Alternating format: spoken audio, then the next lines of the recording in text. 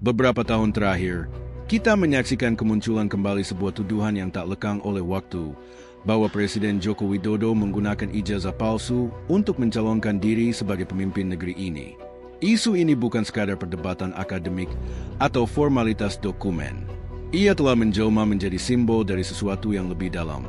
Keraguan terhadap otoritas, resistensi terhadap kekuasaan, dan ujian terhadap ruang kritik dalam demokrasi kita.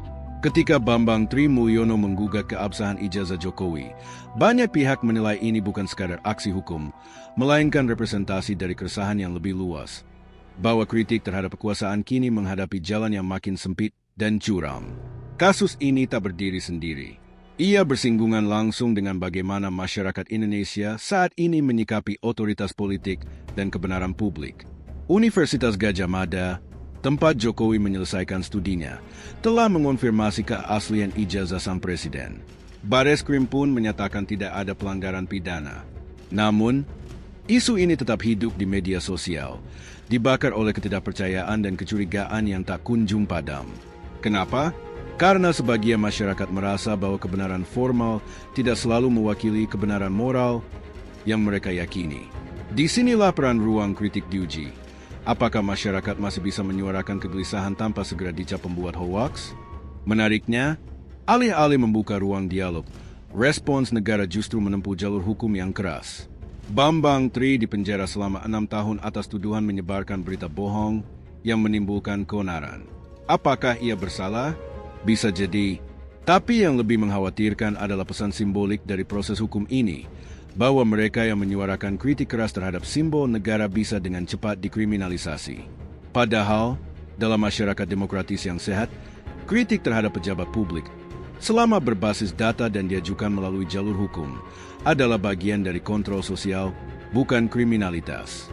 Fenomena ini menunjukkan bahwa ruang kritik di Indonesia semakin menyempit. Kritik hari ini tidak cukup hanya logis. Ia harus tunduk pada batasan emosional, politis, bahkan estetis dari kekuasaan. Kritik yang terlalu frontal bisa dianggap radikal. Kritik yang tidak sesuai narasi besar dianggap hoaks. Padahal, dalam demokrasi yang hidup, kritik seharusnya dipandang sebagai bagian dari oksigen politik. Ia menyegarkan, bukan mengganggu. Tapi dalam sistem sosial kita hari ini, kritik justru makin dikesampingkan, dipersempit oleh UU ITE, dibungkam oleh buzzer, dan dijinakan oleh ketakutan.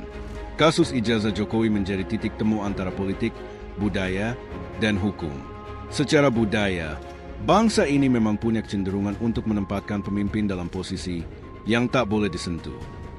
Kritik terhadap presiden bukan hanya ditentang oleh aparat, tetapi juga oleh sebagian masyarakat sendiri. Dianggap tak tahu sopan santun, tak menghargai pemimpin, dan melanggar adab ketimuran. Akibatnya, kritik kerap kalah oleh simbol. Validitas argumen dikalahkan oleh sensitivitas publik. Dan ketika simbol dijadikan pelindung kekuasaan, demokrasi mulai kehilangan ruhnya. Pola ini tentu berbahaya. Karena dengan menjadikan simbol negara sebagai sesuatu yang suci dan tak boleh disentuh, kita justru menciptakan ruang gelap yang rawan disalahgunakan.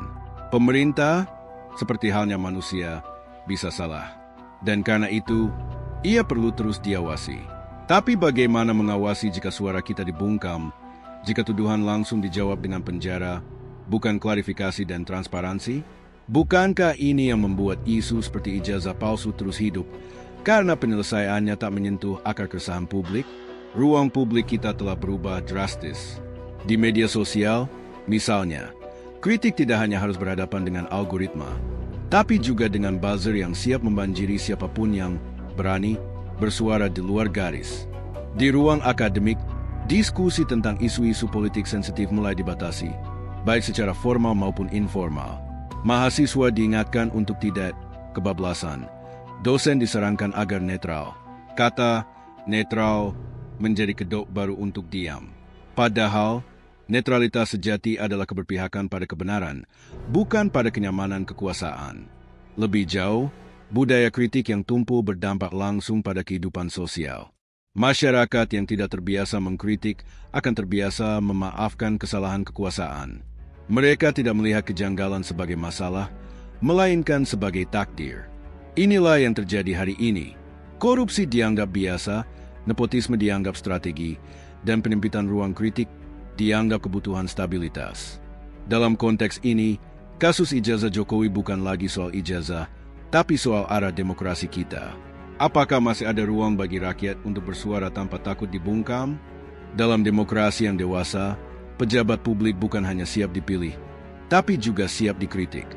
Kritik yang tajam, bahkan yang salah arah, tetap harus diproses dengan kepala dingin, bukan dengan borgol.